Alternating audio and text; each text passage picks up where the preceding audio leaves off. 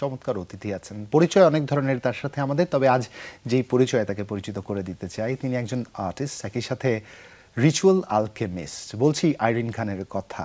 আমার সাথে উপস্থিত আছেন এই মুহূর্তে বহুগুণে গুণান্বিত এই মানুষটি। শুভ সকাল, আমন্ত্রণ আইরিন, কেমন আছেন আপনি? শুভ সকাল, welcome back to your set. কেমন আছেন? শুভ সকাল, ভালো আছি। হ্যাঁ, এটা মানে এর মধ্যে আশা হয়েছে, তোমাকে পাইনি। Very good to see you again, and অনেকদিন ধরে এটা ইটস আ কমিটমেন্ট না, এই সকালের বাংলাদেশের দর্শকের সাথে থাকা, যেটা আমি বেশি দিন মেইনটেইন করতে পারিনি। না না, ইটস ওকে। একটু দর্শকদের মনে করতে চাই, নিশ্চয়ই আপনাদের মনে আছে আমরা যখন যমুনা টেলিভিশনে যাত্রা শুরু করি, একদম প্রথম দিন থেকে আমি এবং আইরিন, রিন্তিও ছিল সেই সময়টা, রাইট? রিন্তি, আমরা একসাথেই আমাদের এই যাত্রা অন এয়ার হয়নি তখন, Irene started hosting this show. তারপরে একটা লম্বা সময় আমরা কাজ করেছি একসাথে, তারপর নানান ব্যস্ততা আইরিন নিজের ভিন্ন রকম পথ বেছে নিয়েছেন। যে জায়গাটায় this is something very interesting Irene, being an ritual alchemist, if you could kindly explain. অনেকের কাছে বিষয়টি নতুন, আমাদের দর্শক যারা আছেন তাদের কাছেও হয়তো নতুন, একটু যদি এক্সপ্লেইন করা যায়। কনসেপ্টটাই নতুন। অ্যাকচুয়ালি আমার জার্নিটা যদি বলি, যে আমি আর্টিস্ট হিসেবে এই কাজটা পেয়েছি। আর্টিস্ট হিসেবে কি, যে আমি কমিউনিটি আর্ট করি, আমি social issues of security studies নিয়ে কাজ করি। সো আমি রাইটিং অ্যান্ড পেইন্টিং বা ক্রিয়েটিভ মিডিয়ামটাও ব্যবহার করি আমার একাডেমিক রিসার্চে এবং আর্ট অ্যাক্টিভিজমে। সো আমি আই ক্যান নামে আমার একটা মুভমেন্ট অনেক বছর ধরে করছি, প্রায় 2014 থেকে এখন এতদিন হলো। সো এই কাজটাতে আমি চাইল্ড অ্যাবিউজ নিয়ে অ্যাওয়ারনেসের কাজ করি এখনও। সো এখানে হচ্ছে যেটা করি, যে ক্রিয়েটিভ মিডিয়াম ব্যবহার করে আমরা বাচ্চাদের থেকে তথ্য নিই, যে ওরা কী ধরনের অ্যাবিউসিভ ঘটনা বা কী ধরনের ইস্যুস বা ভায়োলেন্সের মধ্যে দিয়ে যায়, যেগুলো তাদেরকে বদার করে, এবং ওরাই আমরা একসাথে বসি যে কিভাবে হিল হবে। সো আর্টটাকে আমরা ব্যবহার করেছি, মিডিয়াম অফ এক্সপ্রেশনই তো আর্ট, কিন্তু আমরা রিসার্চ ব্যবহার করেছি এবং ব্যবহার করেছি কমিউনিটি অ্যাক্টিভিটিতে, অ্যাওয়ারনেস তৈরিতে এবং ডেটা কালেকশনে অ্যাজ ওয়েল।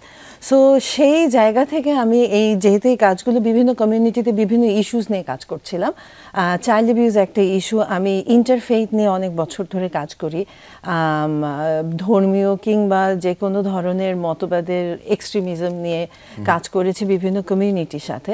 সো সেই ক্ষেত্রে এই ক্রিয়েটিভ মিডিয়ামটা অসাধারণ একটা মানে আমি বলবো দরজা খুলে দেয়, যেটা হয়তো শব্দের বিভিন্ন লেবেলিংয়ে আটকে যায় অনেক কিছু, কিন্তু আর্ট যখন একটা কালারও কিভাবে একটা মানুষকে টাচ করে ফেলে, সেই মাধ্যমটা ব্যবহার করে অনেক বছর ধরে কাজ করছিলাম। সো সেখান থেকে আমি এই ফেলোশিপ পেয়েছি 1 বছরের। আমরা ফেলোশিপ প্রসঙ্গে আইরিন আসবো, তবে তার আগে I must appreciate you about something. You have been very vocal about child rights. একদম প্রথম থেকে শিশু নির্যাতনের বিরুদ্ধে আপনার অবস্থান ছিল, আপনি তাদের সপক্ষে কথাও বলেছেন, এবং সোশ্যাল যে ট্যাবুগুলো আমাদের দেশে ছিল, আপনি প্রথম থেকে আপনাকে দেখেছি, যেদিন থেকে আপনাকে জানবার সুযোগ হয়েছে, you have been very vocal about it.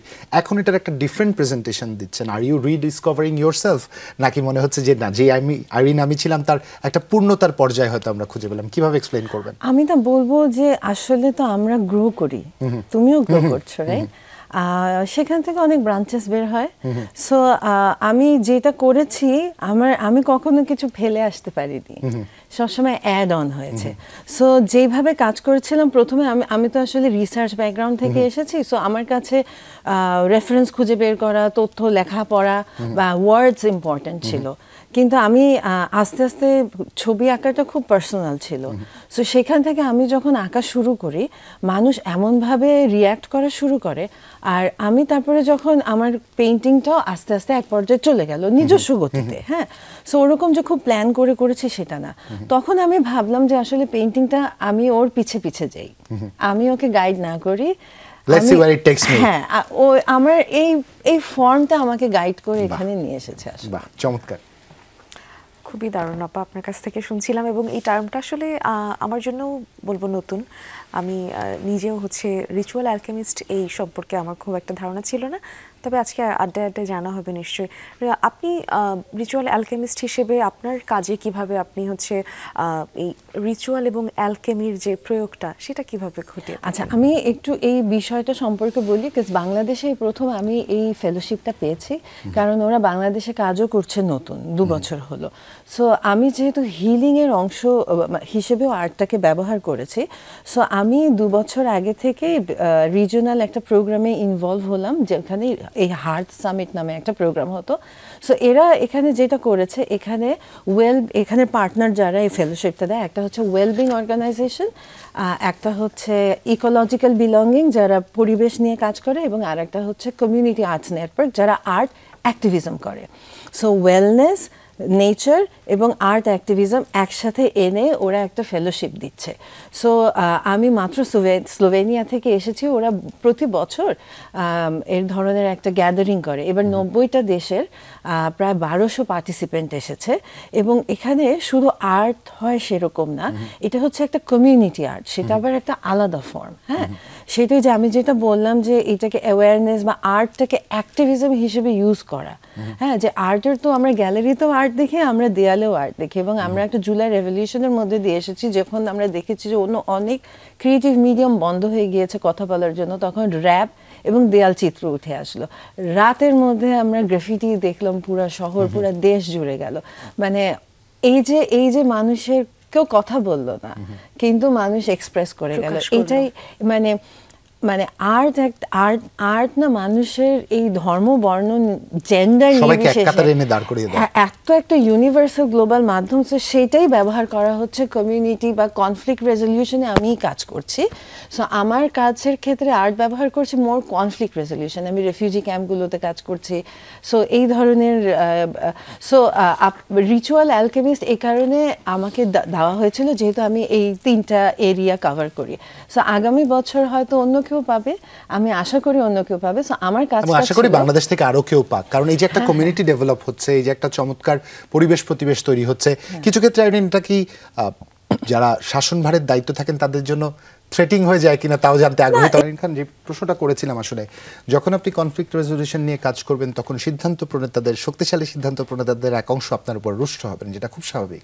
As an artist এই বিষয়টা খুব স্বাচ্ছন্দ্যের যে আপনি সিস্টেমের এগেইনস্টে যখন কথা বলতে পারেন। দেন এগেইন ইন্টারন্যাশনাল ফেলোশিপে আপনি যাচ্ছেন, এরকম একটা ওয়াইড কমিউনিটির সাথে আপনার একটা মিঙ্গলিং সেশন হচ্ছে, আইডিয়া শেয়ারিং এর সুযোগ হচ্ছে। তাদের মাঝে ভাবনার কি আমাদের এশিয়ানদের মতোই, মানে যারা প্রতিবাদী কণ্ঠস্বর হন, যারা কনফ্লিক্ট রেজলিউশন নিয়ে কথা বলেন, ভাবনার জায়গাগুলো কি একরকম মিলে যায় নাকি তারা ভিন্নভাবে চিন্তা করেন? কি দেখেছেন আপনি পুরো ফেলোশিপে? আসলে এখানে দুটা প্রশ্নটা দুটা অংশ। আমি দ্বিতীয় অংশটার উত্তর দিলে প্রথম অংশটা বোঝা যাবে। আসলে আমি বলছিলাম যে 80টা দেশের 1200 পার্টিসিপেন্ট ছিল। কি কারণে, মানে আমাদের সবার সাথে সবার বন্ডিং হলো কি দিয়ে? Through common sorrows and common joys. হ্যাঁ, মানে আমাদের যাদের কমন দুঃখ এবং কমন খুশিগুলো আছে, সেগুলো ইউনিভার্সাল। এগুলোর কোনো পলিটিক্স নাই, এগুলোর কোনো ফ্যাসিজমও নাই, হ্যাঁ, এগুলোর কোনো ফ্যাসিজমও নাই, এগুলোর কোনো রেজিমও নাই। সো ওই কমন সরোজই আমাদেরকে বাইন্ড করে, এবং প্রত্যেকটা দেশের প্রত্যেকটা মানুষের জায়গা অনুযায়ী তার solution. There is no one solution for all. হ্যাঁ, এই ফর্মুলা এখন যে আর খাটছে না, আমরা পুরো পৃথিবী জুড়ে দেখছি। এবং জনগণই তো শাসককে চাপে রাখবে, শাসক তো জনগণকে চাপে রাখবে না। মানে আমরা যে প্র্যাকটিসটার মধ্যে ছিলাম সেটা তো সঠিক প্র্যাকটিস ছিল না, সেটার জন্য তো আমাদের রেভলিউশনটা হলো। কিন্তু আমাদেরও এই মাইন্ডসেট থেকে বের হয়ে এসে প্র্যাকটিসটা করতে হবে। আমার সিটিজেন হিসেবে আমার অনেক রাইটস আছে, আমার সেই রাইটসগুলো প্র্যাকটিস আমাকেই করতে হবে, সেটা আমার রেসপন্সিবিলিটি। এবং আমি আমার প্রতিনিধিকে অ্যাকাউন্টেবল রাখবো, সেটাই আমার কাজ। হ্যাঁ, সো এটাই নাগরিকের কাজ। চমৎকার। এই একটা জায়গায় ওই থ্রেটটা তাহলে আপনি দেখছেন খুব বেশি অ্যাক্টিভলি এফেক্ট করতে পারে না। ওয়েল, থ্রেট এটা থ্রেট না, এটাই ব্যালেন্স। চমৎকার। আপা, আপনার কাছে আরেকটা বিষয় জানবার, একজন শিল্পীর অনেক ধরনের দায়বদ্ধতা থাকে, অনেক নিজস্ব একটা দর্শন থাকে, হয়তো রাজনৈতিক নিজস্ব কিছু বিশ্লেষণও থাকে তার। কিন্তু আপনি দেশের প্রথম সুফি আর্টিস্ট, যদি ভুল না করি। তো একজন ভবিষ্যৎ শিল্পীকে বা নতুন প্রজন্মের একজন শিল্পীকে সামাজিক দায়বদ্ধতার জায়গা থেকে, এবং সেই একজন শিল্পী হিসেবে যখন সে সমাজের কাছে দায়বদ্ধ, মানুষের কাছে দায়বদ্ধ, তখন সে কিন্তু শুধু আর্টিস্ট থাকে না, একজন অ্যাক্টিভিস্টও হয়ে যায় বটে। তো তাদেরকে উদ্বুদ্ধ করতে আপনি আপনার তরফ থেকে আসলে কি বলবেন, বা কি দিক নির্দেশনা থাকতে পারে তাদের জন্য? আসলে সবারই দায়িত্ব, লয়ারের দায়িত্ব ল সম্পর্কে মানুষকে বলা। আমরা আসলে দায়িত্ব থেকে এত সরে আসছি দেখে আমাদের এখন আর কোনো মরাল ভ্যালিউস নাই।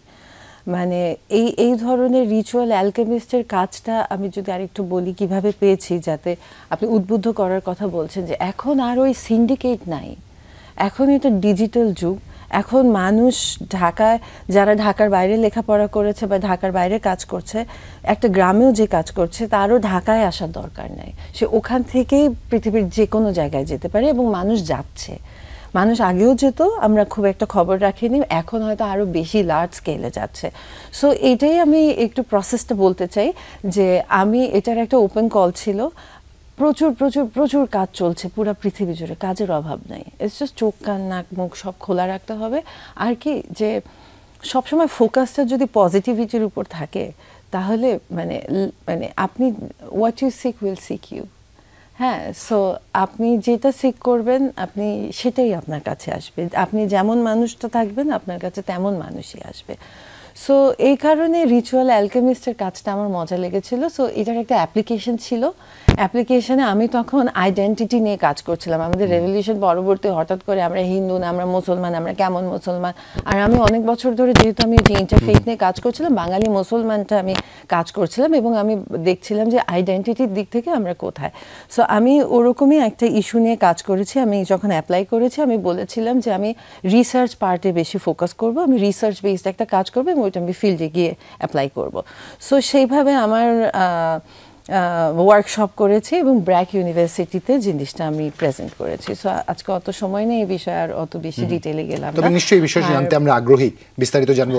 একটা ছোট্ট প্রশ্ন মাথায় আসছে। I mean, it's Sufism is all about how you feel, how you live your life, and how that affects you, how your inner self connects to your outer body.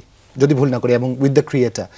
Being a ritual artist বা সুফি একজন mimic চমৎকার একটা বাংলা বললো না, একজন সুফি artist, এই প্রসঙ্গটা ধরে যদি আনি, আর্ট তো খুব এক্সপ্রেসিভ, ভিজুয়ালি এম্পেয়ার্ড যারা, এবং সুফিজমের এই যে ইনার যে পিস যেটা ফিল করা, তাদের কানেক্ট করার কি কোনো ওয়ে আছে এই রিচুয়াল অ্যালকেমিস্ট্রির মধ্যে? খুঁজে পাওয়া যায় এমন কিছু? সুফিবাদ হচ্ছে সাফ, একদম পিওরিটি। হ্যাঁ, মানে সাফ কি, সুফিবাদ পরিষ্কার করার কথা বলে, সাফ থাকার কথা বলে। সেটা কি পাপ, তো আসলে পাপ বোধ। হ্যাঁ, এটা নিজের কাছে। কেউ একটা খুন করে পাপ বোধ করে না, কেউ একটু একজনকে খারাপ কথা বললেই পাপ বোধ করে। এটা তো নিজের, এটাই সাফ করা, এটাই সুফিবাদ। এবং মানুষ একটা নিজের সাথে স্বচ্ছ থাকলে মানুষ আসলে আয়নার মতো, যেটা সুফিবাদ বলে।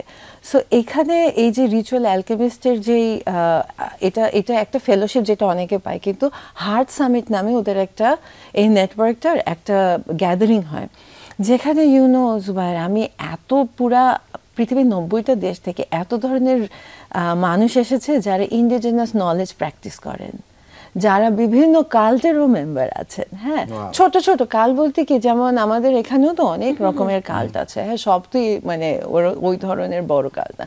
তারপরে যেমন ধরেন মেক্সিকো থেকে মানুষ এসেছে। হ্যাঁ, এবং তারা তাদের ওখানকার নলেজের কথা বলছে, কিভাবে তারা প্রকৃতিকে বাঁচাচ্ছে, এবং এই কথাটা বলার জন্য আর্ট অ্যাক্টিভিজম মাধ্যমটাকে ব্যবহার করছে।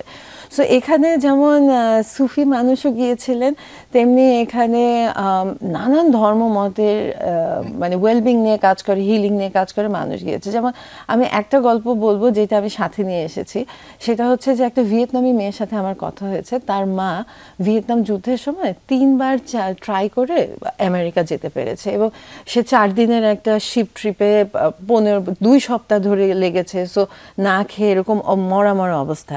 সো সেই মায়ের মেয়ে, এই মেয়েটা আবার সায়েন্টিস্ট। হ্যাঁ, মানে একটা জেনারেশনে একজন রেফিউজির সন্তান সায়েন্টিস্ট হয়েছে, এবং সে সায়েন্টিস্ট হয়েছে, এবং তারা ভিয়েতনাম থেকে যে মহিলারা এই ট্রাভেলটা করেছে, খুব আমরা যেভাবে দেখেছি রোহিঙ্গারা এসেছে, এটা তো লম্বা পথ, ওইভাবে গিয়েছে। সো ওনারা সিড ক্যারি করে নিয়ে এসেছে। হ্যাঁ, এবং সেটা কি এরকম ছোট ছোট পুটলিতে পরে এখানে সেফটি পিন দিয়ে আটকায়। তাদের সাথে টাকা পয়সা কাপড় চোপড় কিচ্ছু থাকে না, থেকেছে খালি তাদের সিড। এবং ও হচ্ছে যে এই কাজটা করো সায়েন্টিস্ট, এবং ও এই সিডের জেনেটিক্স নিয়ে জিন নিয়ে কাজ করে, এবং ও ভিয়েতনামের জিন, এবং আপাতত ও এই ধরনের 80টা ক্রপ নিয়ে কাজ করছে। মানে জাস্ট একটা জেনারেশন লেগেছে বদলে ফেলতে সবকিছু। একটু দর্শকদের এটা বলতে চাই, এরকম মাইগ্রেন্ট বা ইমিগ্রেন্টের উপর ভিত্তি করে বিশ্বের সভ্যতাগুলো শক্তিশালী হয়েছে, যে শক্তিশালী সভ্যতাগুলো আমরা এই মুহূর্তে বিশ্বব্যাপী দেখি, তারা এরকমভাবেই বিভিন্ন রং ধর্ম বর্ণের উপর ভিত্তি করে এত দূর অব্দি পৌঁছেছে। আপনি আমি কেন বিভেদ তৈরি করি, আপনি আমি কেন দূরত্ব তৈরি করি, নিজেকে প্রশ্ন করুন, ভাবুন, ভাবলে মাথা খোলে। আজ এ পর্যন্তই। শুভ সকাল। শুভ সকাল।